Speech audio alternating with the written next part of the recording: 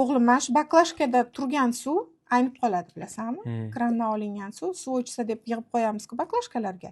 Tagiga cho'kindilar cho'kib, ranglari ham o'zgarib, ichging ham kelmaydi, aynigandek bo'lib qoladi va haqiqatda ayniydi. Faqat mana bunaqa filtrlangan suvlar aynimaydi, lekin ularni ham saqlash muddati bor, to'g'rimi? Ma'lum vaqtgacha.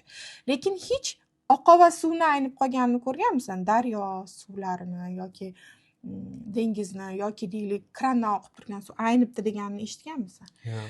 Harakatda bo'lib turgan suv hech qachon aynimaydi. Ayniqsa daryo suvi juda foydali hisoblanadi, chunki toshdan toshga urilib pishadi-da, pishgan suv deyiladi.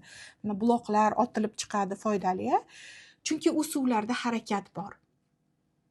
Harakatsiz qolgan suv ayniydi. Inson ham xuddi shunday, zotan tanamizning 70% dan ortig'i suvdan iborat va biz ham bir joyda qolsak aynib qolamiz. Harakatsiz qolsak aynib qolamiz. Harakat nima? Ilm olish, mehnat qilish, Allohga tavakkul qilish. Soatlab telefonda o'tirsak, endi tushundingiz o'g'lim, yaxshi insonga yarimta gap kifoya. Sadoqatlilarim ham tushunishdi.